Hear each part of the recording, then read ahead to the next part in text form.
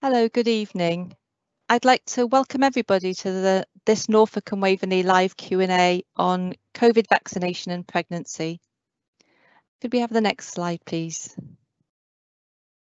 So this event is aiming to provide information, to provide reassurance, and to give you the opportunity to ask any questions you might have in relation to COVID-19 vaccination and pregnancy. Next slide, please. So the way we're going to work it this evening is that we're going to start off by introducing you to our panel of experts that are here this evening to answer all your questions. We're then going to have a very short presentation, and then we're going to open up the session to all your questions and have all the answers. And that's going to be the main bulk of the evening. Next slide, please. So just some housekeeping bits and pieces. We'd like you to really start typing your questions into the question and answer box as soon as you can. You don't need to use your real name if you'd rather not. And we'd like to assure you that this event is completely anonymous. No one can see you. The questions you put in are going to be reviewed by our team and behind the scenes. And if we get several questions all on the same subject, we'll probably group them all together so we can make the best use of our time.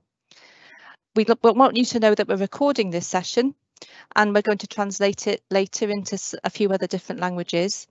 And this is a live event, but there may be a few seconds delay around the broadcasting. Can we have the next slide, please?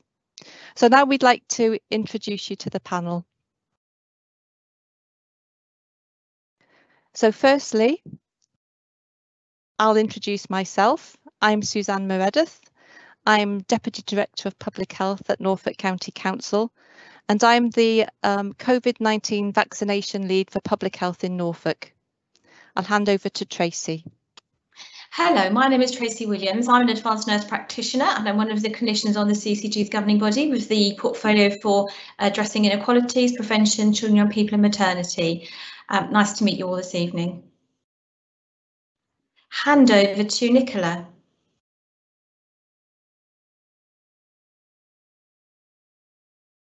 Sorry, it had to be one. I was on mute. Nice to see you all. My name is Nicola Lovett and I'm the lead midwife for the Norfolk and Waveney LMNS, which is a local maternity and neonatal system. So I work within the CCG and work with the 3 hospital trusts in Norfolk and Waveney. And hello, I'm Dr. Sarah Flindall. I'm a GP partner in Great Yarmouth at East Norfolk Medical Practice. I'm the clinical advisor for the LMNS and I am a vaccinator.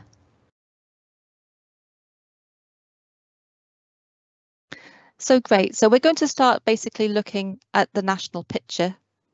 And our latest advice is that COVID-19 vaccines are recommended in pregnancy.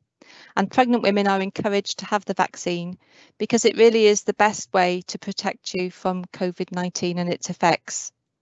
But I thought there are 3 things that have recently come up that are worth noting.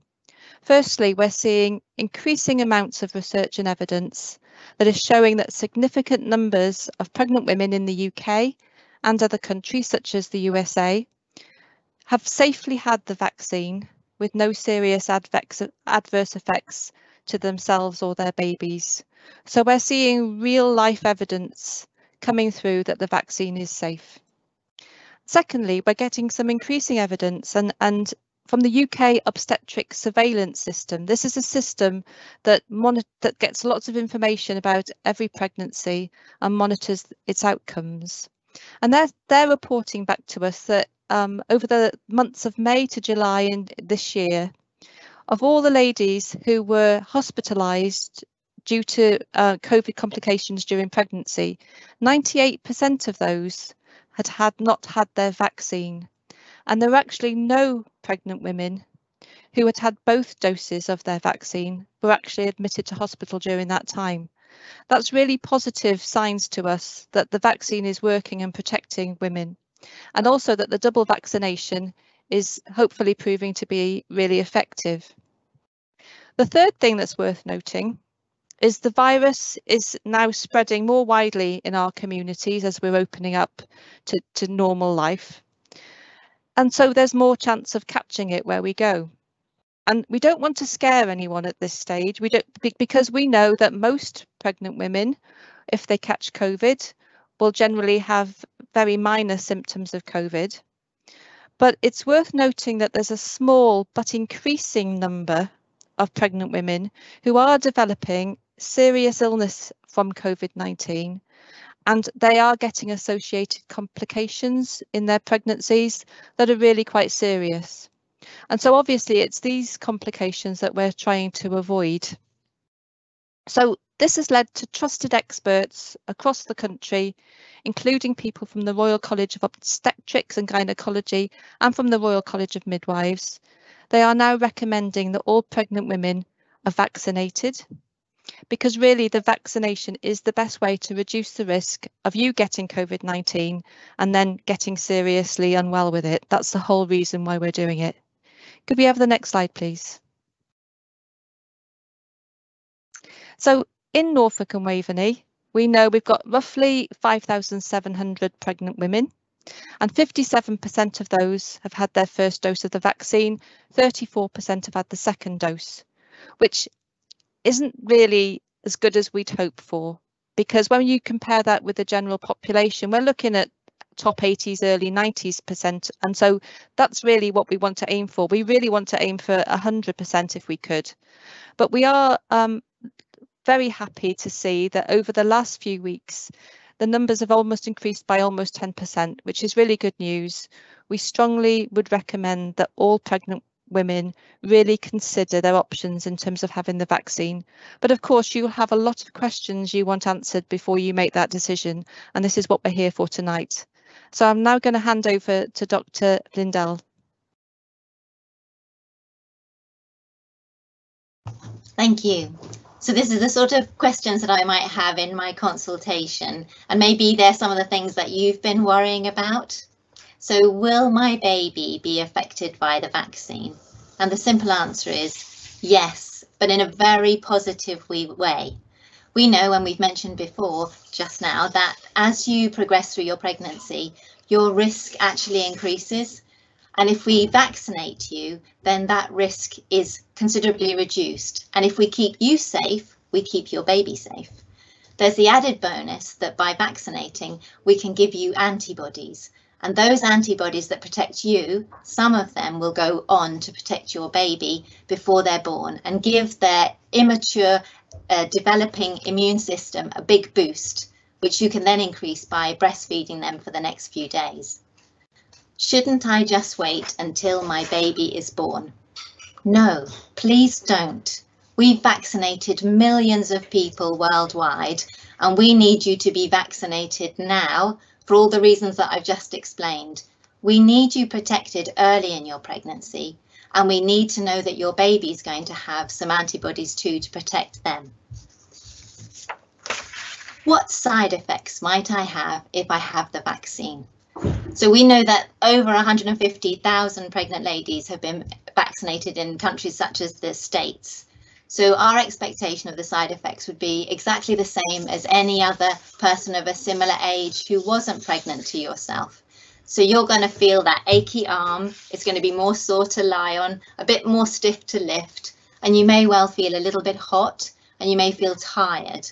But they are the same effects that you might have if you had the flu vaccine and the whooping cough vaccine, both of which we would recommend and have been for many years in pregnancy. The vaccine was developed very quickly and hasn't been tested on pregnant women. How do we know it's safe? Well, at this stage in the game, we have had an amazing time over the last year from a vaccine perspective. The development of vaccines, the worldwide involvement, the WHO overviews, national, local media. This type of vaccine has been more researched and more widely discussed than any other medical intervention. So we know that it's as good as we can make it, and we are therefore ready to offer it to yourselves. And you are not the test group. We've already used it on many hundreds of thousands of women. So yes, we do know it's safe. Should I breastfeed if I have had the vaccine? I think you can guess my answer. Yes, you definitely should breastfeed having had the vaccine. We know it's safe, we know it's been tried, and we know that it will help to protect you and your child. Will the vaccine affect my fertility in the future? During all of the investigations that they have done, there have been ongoing assessments for that risk of changing things with fertility. And they do that primarily on animals, as they do with all tests. And there has been no information to date to show any concerns around this or any of the other non-live vaccines. So overall, a very reassuring result, and I would encourage you to think about it more. I'd now like to hand over to Paul for the next slide, please.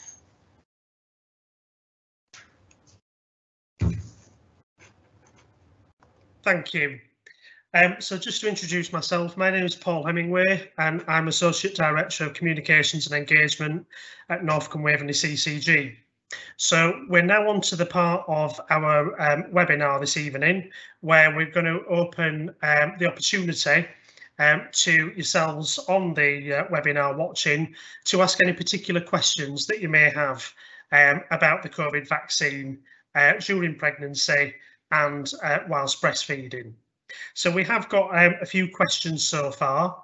So the first question is, what are you recommending for women that have had their first dose of AstraZeneca before becoming pregnant? I'm struggling to find any reassurance in terms of safety of the vaccine in pregnancy, but have been told that I must have the AstraZeneca as my second dose despite this. Would Tracy Williams be able to answer that question? Yes, of course, I will. We are currently recommending for anybody that has one vaccine of a particular type to have that as their second vaccine, because that will give you the absolute maximum kind of production of antibodies to give you that kind of safety aspect and protection from COVID-19. I think, as Sarah has said, there have been worldwide studies with the vaccines, and we do know, the safety of the vaccines, but there have not been those studies within pregnancy. But clearly we do appreciate the concerns that people have with the AstraZeneca vaccine, and for first doses now we are offering the Pfizer vaccine and the Moderna vaccine. But having had one dose of the AstraZeneca vaccine, we feel reassured that you shouldn't go on to have any side effects with the second one. You have had the first one, and our advice, according to the Joint Committee of Vaccination Immunisations, is that you have the second dose of the same dose of the first vaccine that you had. So I hope that's helpful to answer your question. I don't know if Sarah or any colleagues have anything else to add to that, but we are recommending you stick to that same first dose vaccine. I was just going to say, no, I agree. And what I would say is that we've had this issue ongoingly with everyone under the age of 40, because originally AstraZeneca was that choice. And so we've continued to vaccinate the second vaccine with AstraZeneca, and actually we've had no problems locally at all, which is always my way of saying that it's reassuring, as you expect to see sort of similar locally and more in the national data. And I think Nicola might like to come in there as well.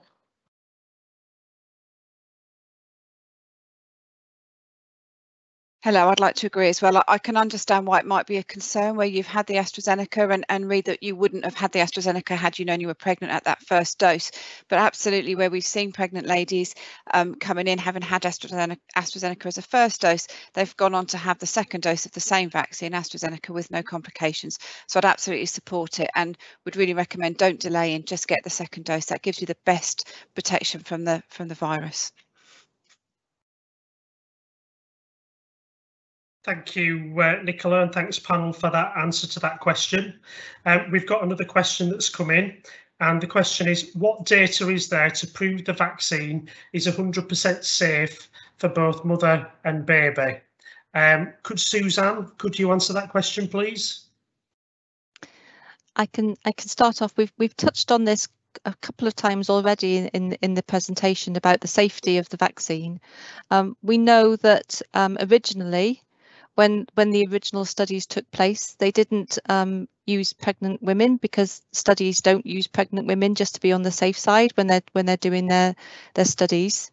But we know since then there's been that real world live data that we have been able to use, and there've been additional research studies looking into any adverse any adverse effects that may have taken place.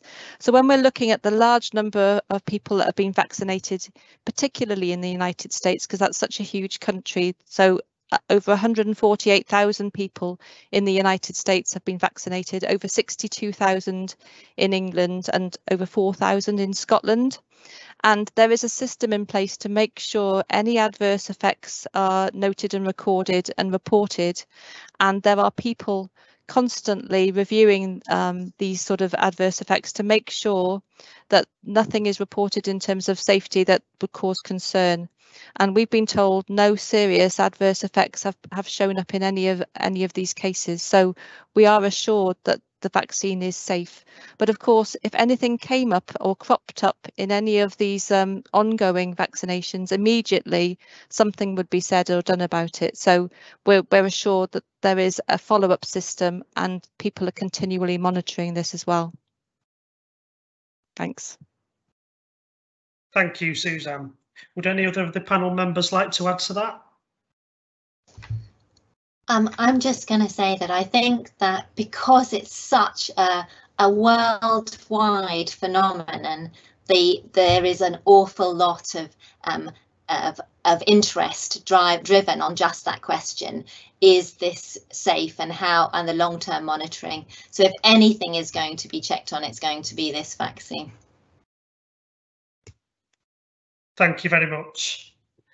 So we've got another question that's come in this evening, and that is, so I'm pregnant, where can I get my vaccine? Is there a preferred place?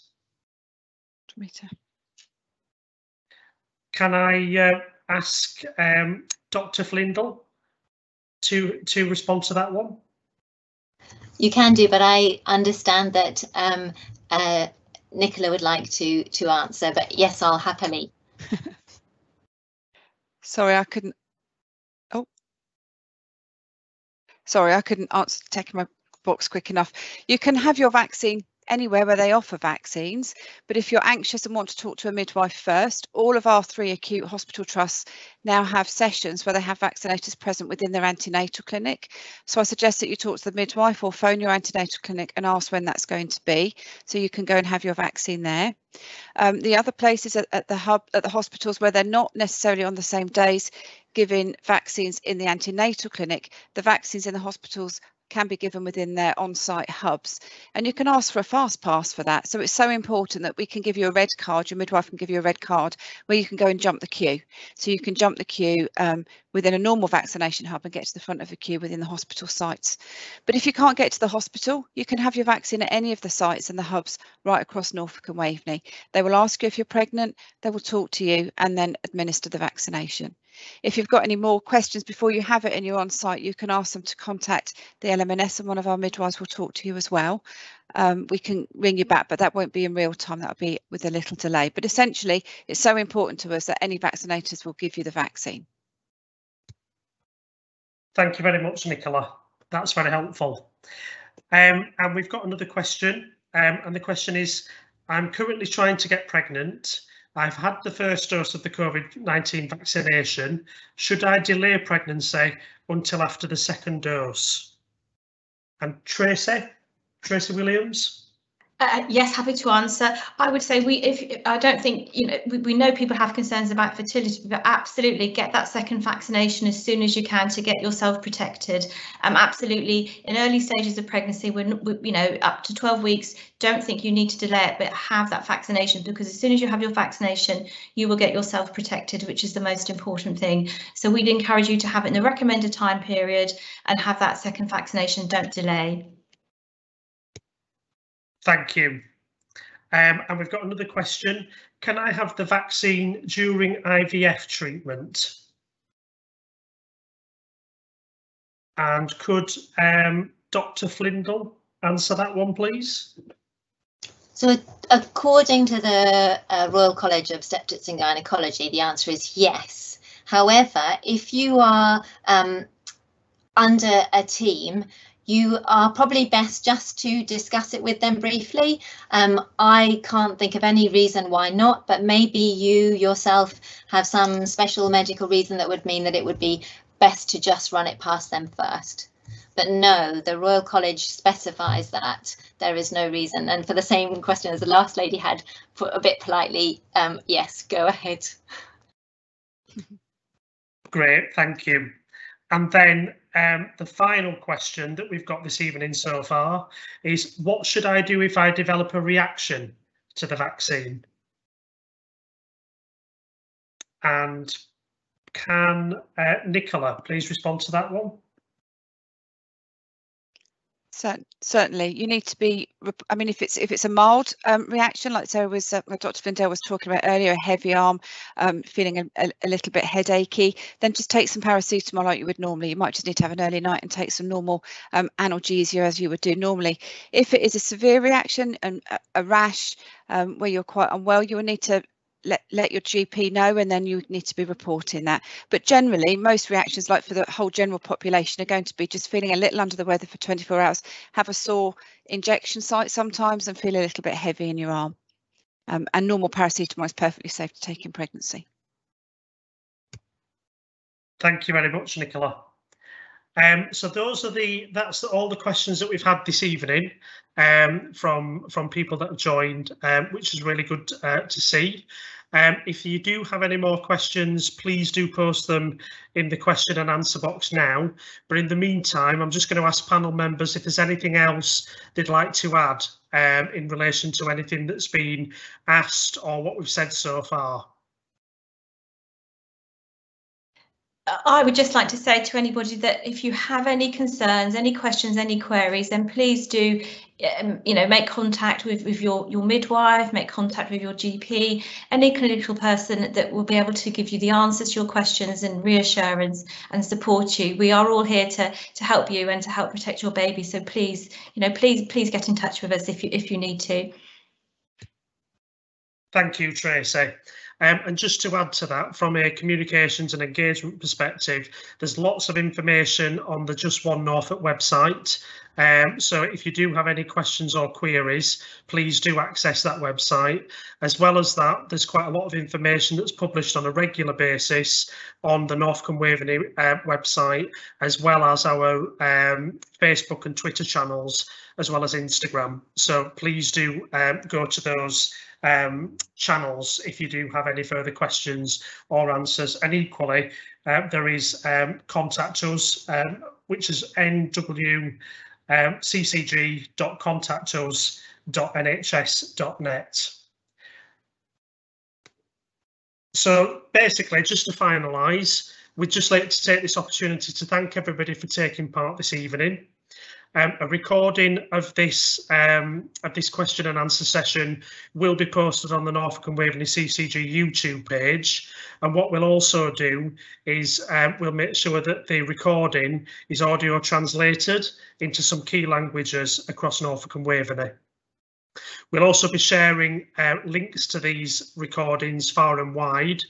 And as I've mentioned already, please don't forget that there's lots of useful information on the Just One Norfolk website, which is www.justonenorfolk.nhs.uk.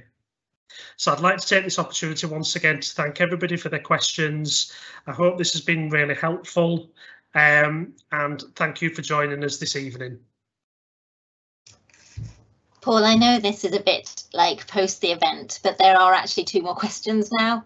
Oh, sorry. Bless you. Yes. I don't know. I'm happy to answer the first, whatever. So we've got, am I more at risk of blood clots if I get my second dose of the AZ whilst pregnant? So I'm happy to answer that. Thank you. When the issue around blood clots happened, that was one of the questions that everybody had. We knew that statistically pregnant women were more likely to develop clots full stop, but interestingly that's never been borne out, and the clotting seems to be completely immune mediated and is increased risk actually if you do get COVID. So the simple answer is no, But in order to make sure, as we said about, you've got this massive amount of information and an oversight of what's happening, that's why they moved AstraZeneca to an older age group and the Pfizer and the Moderna to be used in the younger. So the simple answer is no.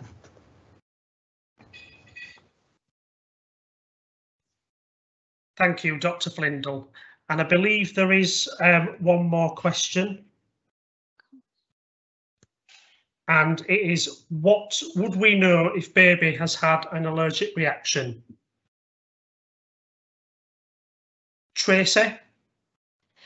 I think the question probably relates to the fact is if somebody had their vaccine, would they know if the baby in utero had an allergic reaction? I think that might be what the question is asking. I mean, as we said before, we explained how the mechanism of the vaccinations work. How they work is that you do produce those antibodies. So the positive thing about this is that the baby will have antibodies as well, and that's a really good thing.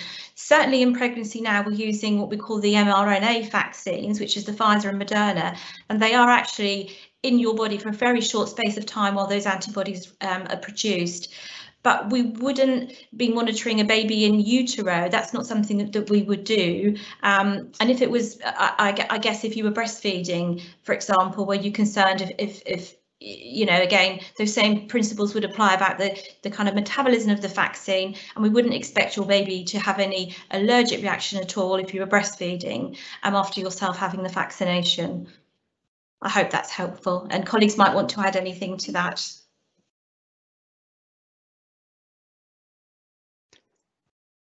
Got me. Thank you. Does anybody want to add anything to that? I think Jodie does. Hello. Yes, I can. It's Nicola here. I think certainly once the baby's born, we're always looking at the health of the baby generally. So any reactions in a baby, we would look at if you've had the vaccines while you're breastfeeding your baby. We wouldn't expect the baby to have an allergic reaction. And the really exciting thing about breast milk, if mum's had the vaccine, is it's been found to be antibodies in the breast milk. So the baby's actually getting protection from the virus. The effects of that are yet to be seen sort of later on. We don't know if it really protects babies from catching the virus later on, but there certainly is antibodies in breast milk that we've found. So that's really exciting news, and another good reason to have it. If you haven't had it in pregnancy and you're postnatal, then get it, because actually the body is really clever and it will protect your baby. So but we need to be looking out for babies' well-being all the time, because they're exposed to many things once they're born. So any reaction, cough, cold that a baby's got might well be environmental as well, and you need to be seeking medical help from your GP, from your midwife, from your health visitor if you think your baby's unwell. Thank you, Nicola. So I'm just double checking if we've got any further questions. I don't think we have. In which case, we will end the webinar this evening. Does anybody have any closing remarks? Anything that they'd like to finish off with? Not other than thank you so much for the 3 people who attended. It's great. Brilliant. Lovely. Thank you very much. Thank you, everybody. Bye. Bye-bye.